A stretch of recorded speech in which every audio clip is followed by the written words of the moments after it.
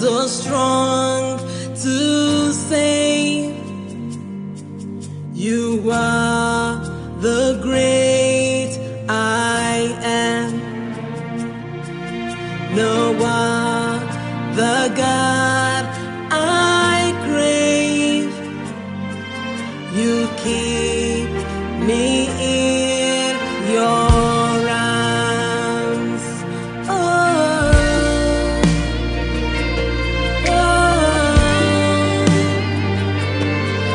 you keep me in your arms so strong. Your arms so strong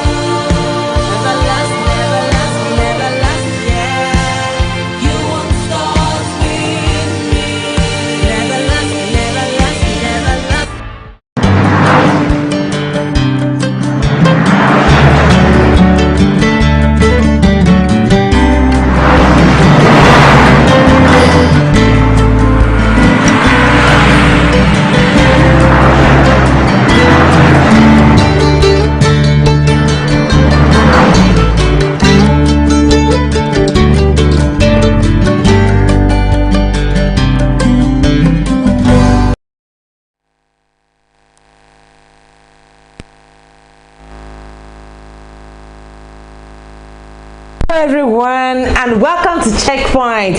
Oh, I'm so sorry. Today we've been having lots and lots of technical issues and the network is not helping.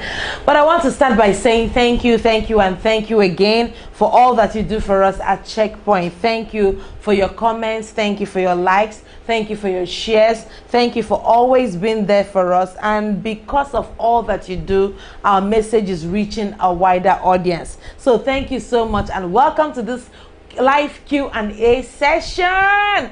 Wow, I'm really happy that you are here today. And I must commend most of you who have been able to move over from the different links we've shared to this current one. Thank you for chasing us all the way to this platform. Thank you for being here. All right, today on Q&A session, we'll be taking several questions and I would like to be giving you the answers to those questions. So please do me a favor, share this link to your friends, your relations, your associates, your neighbors. This will be a very good time to share the link. So just like I'm doing, click on your phone, share the link to somebody, share the link to a friend, share the link to a relation, share the link to an associate, share the link to a neighbor. Let them know that Checkpoint is on and we are live. And I'm excited because I know that answers will be gotten from this platform. Remember, at Checkpoint, we always equip you, educate you, and empower you to be the best version of yourself. And I really can't wait to do just that tonight. So please welcome. And now I'd like you to do me a favor. If you are live and you're watching right now, I'd like you to just drop your comment. All right, drop a comment so that I know you are live. Drop a comment. We're having a live chat, so drop a comment or a live chat. Make sure you do that so that we can connect. All right, I'm checking you out. I'm checking the link, the platform to see if you are there. All right, so let's do this. Okay. Yep. All right, I see you all now. Ooh, I'm happy you are here. All right, let's still do well to share this link to some other people who were not able to find us in this new link. All right, let's share to them and let them know that they can join us here. I'm doing just that. Please do well to just share the link to somebody. Let them know that, oh, the first link wasn't working, but this link is working. All right. Okay, so I see some people online. I see Dominion watching here. Ooh, Dummy boy, how are you? I'm happy you are watching today. Okay, I see Pacifying Sunday. Pacifying, thank you so much for joining us here. All right, I see Pastor Kelly. Pastor Kelly, thank you. So you look beautiful, by the way. Thank you so much. All right, I see. He said, I'm ready to learn, ma. Oh, that's good. That's beautiful. Let's learn together. All right. I see Mary Godwin. He said, you look so beautiful. I love your hair. Sometimes you switch it up. We just do something different. Thank you so much. Tochi Okechukwu, thank you for joining. All right. I have Miss TV. He said, thank you, Lord. Yes. All the glory belongs to God. And then Bishop Okudileze, my darling husband, thank you for joining us. I'm glad you are here. All right, let's kickstart this meeting. I hope the network is being merciful in your side, on your corner. It's not been easy battling with the network today, but I believe God will be able to do something despite the terrible network. All right, so this will be a good time for you to begin to send in your questions. Let's do this together, all right? Send in your questions. Let's answer the questions together. Let's handle that issue that has been troubling you together. Remember that today our Checkpoint is a live Q&A session, and we'll be doing this together. Woo! I see somebody, Evangelist Amara Ifeanyi said, we are ready, ma. Good. I'm happy that you came to this Checkpoint program. All right, so let's kickstart. Sending your questions, sending your questions quickly so that we can work these things out. Today we'll be having a very limited time because network has really stolen most of our time, and I believe that we're going to still have a very insightful and empowering time together. So can we do this together? Let them know this is the time. Let's do this together, okay? All right. So I'll be checking to see if there are questions that I can give answers to. All right, we'll be checking the links together. Let's do this. Let's do this.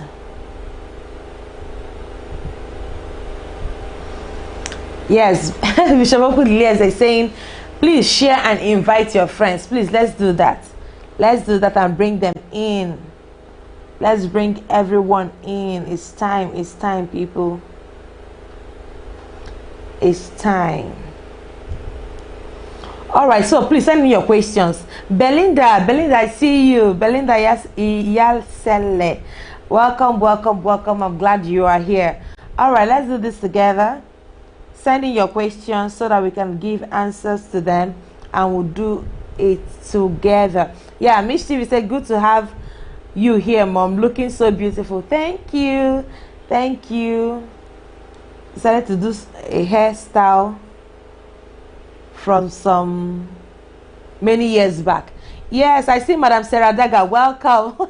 I'm glad you're able to join back on this platform. Welcome back.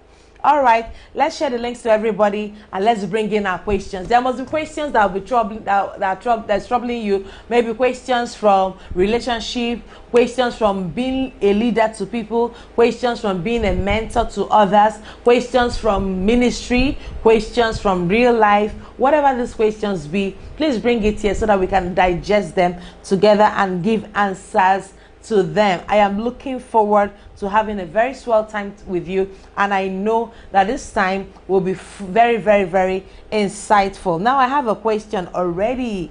All right, so the first question I have is from Mary Godwin. She said, please mommy, is it right for parents to choose husbands for their daughters or force their daughters to marry someone she doesn't know or love? Well, the answer is obvious, right? We know that it is not right for parents to choose husbands for their daughters or make them to marry people they don't love. Some of these reasons may be out of their connection with the family. Some others is just for their business empire's sake. For some others is just for the sake of having more money so that the person will be able to take care of the family. Whatever be the reason, it is still not okay for parents to impose a husband on their daughters, and vice versa. It is not still okay for parents to impose a wife on their sons. And there are several reasons why people do this, and whatever be the reason, it is not okay, because ultimately it is two people that are going to make a marriage work. And if those two people are not in alignment, both those two people are not compatible with each other, eventually there'll be huge problems in their marriage, and that is not what we want, right? So we want to make sure that both of them have enough chemistry, they have enough compatibility, they have enough connection, and they have enough alignment to be able to get married together. So ultimately, like we already know, it is not okay for parents to impose a husband on their daughters or a wife on their sons. And this is very important. Parents, learn how to stay clear and let the children make the right decision. That is why you just have to do everything in your power to invest in them early, to train them well, so that eventually when they get married, when they get connected to somebody, you'll be sure they're making the right decision. As parents, we cannot control all the decisions our children can make, but what we can control is to give them virtues, values, belief systems early in life, so that when they grow, they will not depart from those value systems. So when they are grown, you can sit back and watch them take good decisions because you have raised them well. All right, let me take the next question from Bishop Okudiles. They said, is suicide the only way to end life's issues? So will a person that committed suicide go to heaven? Well, our answer is clear from scriptures. If God commands us not to kill anybody, God expects us not to kill ourselves. All right, so God does not, in fact, from the very beginning, when Cain killed his brother Abel, God himself placed a mark on him, an evil mark on him. God almost killed him, but God then changed his mind. So God is not interested in anyone killing anybody, neither is he interested in you killing yourself. Suicide is not the only way out of life's issues. Let's think about it for 1 minute. When you kill yourself, you really did not end the problem. You just ended your life. Let me say this again. When you killed yourself, you really did not end the problem. You just ended your life. The problem still exists. And now, in addition to the problem, you also caused pain and heartache to the few people who truly love you. And committing suicide is a proof of faithlessness in God. Let me say it again so somebody can hear. Committing suicide is a proof of faithlessness in God. It simply means that you have concluded on God. How will a man conclude on God? How will a woman conclude on God? Like you looked at God and told God, God, I have given up on you. I have given up on your promises. I have given up on your capacity and your ability to save me. That's what you are saying when you commit suicide. You are committing suicide because in your mind you have seen the end of the road. But listen to me, no matter how thick your problem is, no matter how grievous your problem is, no matter how heavy your problem is, there is somebody somewhere who is going through something worse than you are doing. It's just that you do not have enough strength. The Bible says if you fail in the days of adversity, your strength is small. You cannot afford for your strength to be small. You have to be stronger than your problems. You have to be stronger than your issues, and you have to put your ultimate faith and confidence in God, that no matter how long it takes, no matter how difficult it is, that God will eventually come through for you. Listen to me, child of God, you cannot give up on God. Committing suicide is giving up on God. Committing suicide is calling God a liar, telling him that he cannot come through for you, telling him that he will not make a way for you. So please, if you are contemplating suicide based on the level of issues you are going through, please understand that even from scriptures, people have gone through worse things than you have gone through. In fact, if you want to think of taking your life, remember Job. Job, in one day, not gradually, not sequentially, not 1 year after the other. In one day, this guy lost all his children. In one day, he lost all his businesses. In one day, he fell sick. And not only feeling sick, he was so sick that his wife looked at his situation and told him, curse God and die. That was how bad his situation was. So whenever you're going through hardship, the stories in the Bible are for our edification. They have to comfort us in the days of difficulty. The scriptures have been written down so that when we are going through hard times, so that when we're going through difficulties, we can look back at scriptures and see that somebody somewhere at one century, at one time, at one dispensation was able to go through a certain problem and was able to come out of it. You're looking for a child. Remember, Sarah was barren for 90 whole years. Like for 90 whole years of her life, she did not have a child. It was eventually that God gave her a child. So no matter how bad your situation is, remember Joseph. Joseph was sold by his own blood brothers. So I don't know how bad your problem is, but your blood brothers have not sold you to slavery. And in our day, you can easily communicate with somebody with a phone call, reach out to the person. But now, in the days of Joseph, when they sold him to slavery, there was no hope of communication. There was no hope of contact. They didn't hope they would see him on Facebook or see him on social media or even give him a call. Nothing like that. But they still sold him. And he was able to reconnect with his brothers eventually. So, don't commit suicide no matter how bad the situation gets. All right. So, I have another question from Pastor Kelly. He said, as a male pastor, how can one overcome the pressure from parents and family members on getting married quickly because they feel marriage will help the pastor's ministry?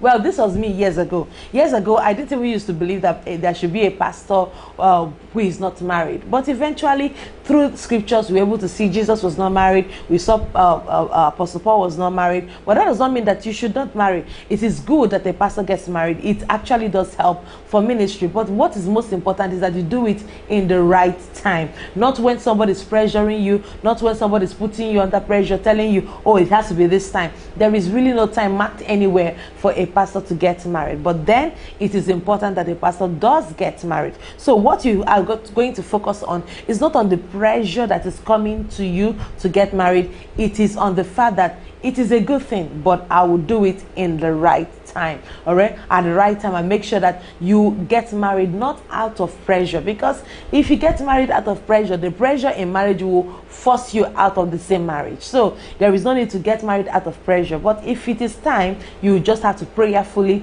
and work it out with wisdom, all right, with prayers and with wisdom. You work out the right timing. It is good for a pastor to be married, because trust me, there are so many challenges, pressure. Even if you're talking about pressure from family to get married, what are the pressure from members? You know, especially if you work in a big church, you see mothers bringing their daughters to you for mentorship. What they're trying to tell you, just mentor and marry, all right? So you might be calling it mentorship, but what they have in mind is for you to marry their child, and they'll start giving you gifts and stuff like that, and you'll be like, oh, thank you so much, thank you so much. You won't know that it has an ulterior motive. So whichever be the case, it's important that you just ensure that you marry when the time is right for you, and when you have found somebody who you are compatible with, somebody who you have a divine connection with, and that is the most important thing. All right, excuse me. all right, I'm looking through the comments so I can find your questions.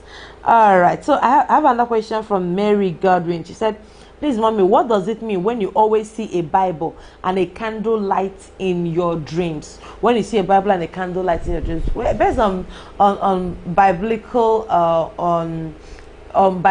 biblical dreams and interpretation, when you see a Bible and a candle light in the dream, usually it reflects a calling of some sort. In the Bible, in the book of Revelation, we have the 7 candlesticks, and the Bible said that the 7 candlesticks represent the churches, all right, the 7 churches. Now, usually when a candlestick is seen in the scripture, in the dream, it represents, or in the spirit realm, it represents a ministry, a church face. So this could be God telling you to look deeper into the Bible, into the Word of God, to take your spiritual life seriously, because He has a ministry that He has called you to vendor. So this is very important. But just one dream does not give you the whole interpretation. So go back to God in prayers, go back and study, and trust God that whatever He's trying to show you will be made clear. I remember several years ago when I was given a Bible in the dream. It was significant, and eventually when I woke up and started praying about it, I discovered that God was telling me that He was calling me into ministry. So that's just basically what it is. If you get that kind of dream, then you should pray more about it and allow God to lead you into the right ministry that He has preserved for you. All right, so I'm seeing several comments. People are coming in, and I want to really appreciate you. I see Daniel Jewel. Pastor Daniel, God bless you, God bless you. Welcome to Checkpoint. I see Eberechi Benny. She said, I won't give up on God. No way. Thank you so much for joining. Thank you, Faith Adams. She said, good evening, Mama. Good evening, Faith. How are you today? All right, I have another comment from Bishop Okuleze. They said, powerful wisdom. Thank you so much, darling. I learned from the best. All right, thank you, Mish TV. Says, so much wisdom. Shoot on, Mama. Thank you so much. Victor Perry said, absolutely, ma. Don't marry out of pressure. Victor Perry, go and marry. Go and marry. I'm telling you seriously. All right. So don't tell me don't marry out of pressure, so that you are using it to comfort yourself. You go and marry. I know you very well. All right. Mary Godwin said, too much wisdom flowing. God bless you, mommy. Thank you so much. Eberechi Benny said, Checkpoint is always a blessing. Oh, thank you so much, Eberechi. God bless you big. Thank you so much. Checkpoint is a huge blessing. Many don't know about it. That is why I am really counting on all of you who watch all the time to help me share this good news forward, all right, and push it to a wider audience. All right, I have another question from Pastor Kelly. He said, from what you said about mothers bringing daughters for the pastor to mentor, is it good for a male pastor to mentor a lady, or a female pastor mentoring a young man? Usually it is not okay when the male mentors the females and stuff like that, because sometimes the mentors and their mentees do not know the boundaries. But it is okay if the mentors and the mentees are able to set good boundaries. Now, I must put a caveat there, a clause there, because when males and females get mentored by each other, like a male mentee, a male mentor mentoring a female mentee, and a female mentor mentoring a male mentee, sometimes they do not understand that there are boundaries. That is why I have a very important video on Checkpoint, and that video is titled something about mentors and mentees. What mentors expect from their mentees, something like that. I'll be sharing the link much later, so please do well, search it out on YouTube. You find it, just type mentor, and just type mentor Pastor Ifeoma is there. You find a video I made on around mentors and mentees. So I always advise that they stay clear, especially, but if it is a long distance mentor or mentee, even long distance can develop feelings, especially when they do not clearly map out their boundaries. So it is important that what each mentor should do, what each mentee should do, is to make sure that there are clear boundaries. And when you are mentoring somebody from a close range, please avoid it entirely. Avoid mentoring somebody of the opposite sex. I believe there is somebody who you trust as a mentor. A mentor should have a male and female colleagues that they know that are trustworthy, that they can direct this other person of the opposite gender to. So please, as a male mentor, let me just plead with you, for the sake of your survival, all right, for the sake of your integrity, please, if you're a male mentor and you receive a female mentee, direct that female mentee to a colleague of yours who is a female mentee, and also trust and hope that your female mentee, when they come across male mentees, she would send that person over to you for the sake of your safety. So many things have gone wrong, so many accusations have been made on people over saying, oh, this meant he was my mentor, and then they eventually started developing feelings and stuff like that. For the sake of your life, please, let's separate this, all right? There must have been a reason why, even though Jesus loved Mary and loved Martha, he chose 12 male disciples. Let me say this again. There must be a reason why, even though Jesus loved Mary and loved Martha, her sister, went to their home and ate with Lazarus, his friend, despite that, when he wanted to choose his disciples, he chose 12 male disciples, because he didn't want a situation whereby there will be people will begin to look at him somehow or lustfully and stuff like that, and then feelings will develop that might deviate him from the major assignment he came for. So if you're a young pastor growing up and you're a male, please direct your female mentees to other people. Keep it at a very long distance, because sometimes as a mentor you have admirable qualities, and when you have admirable qualities, what happens eventually is that the female will begin to look up to you, and then they won't keep looking up to you as a mentor, but they'll start looking up to you as a lover, and that becomes a huge problem. And it happens the other way around, all right? Unless you have proven yourself over time that you know that you have set clear boundaries and nobody can ever really come close. Even at that, people will still develop feelings. You really can't control how people feel, but for the sake of your life, for the sake of your integrity, please stay clear. All right, so I have yes, I'm dialing some people's numbers. So yes. So laugh as much as you can. All right, so Faith Adams said, God bless you for this wisdom you're dishing out, Mama. It's actually my first time joining. Are you serious, Faith? Thank you so much for joining. Thank you so much. Thank you so much.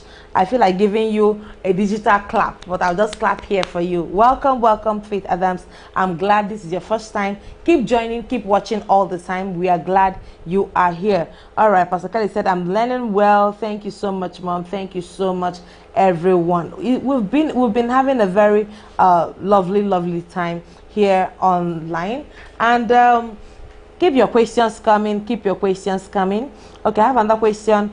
And this question says, please, what do you do when you correct someone from your unit or department and the person stop serving and stop coming to church without calling the leader or assistant leader? It's just a reaction. You know, people react differently when you as a leader correct somebody in your unit and then the person, because of the way you corrected the person stopped coming to church, the person stopped serving.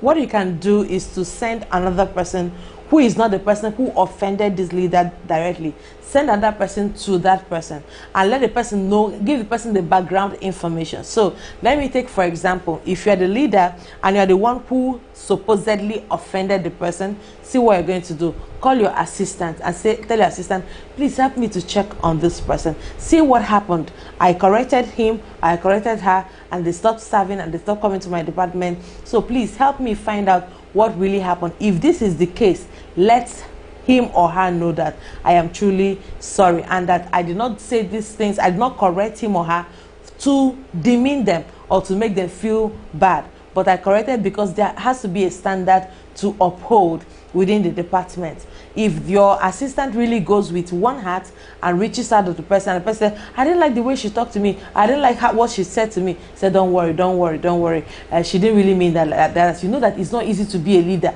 If your assistant is well-meaning, she will win that person back. So your assistant can say something like, oh, don't worry, it's not easy to be a leader. Maybe next time we'll give you a leader so that you can see that how difficult it is to gather people. Sometimes you're trying to gather people left and right and it's difficult. So it's possible she overreacted. Don't worry, come. She will tell you that she didn't really mean any harm. So that way you'll be able to bring the person back. There are several ways you'll be able to bring, you can be able to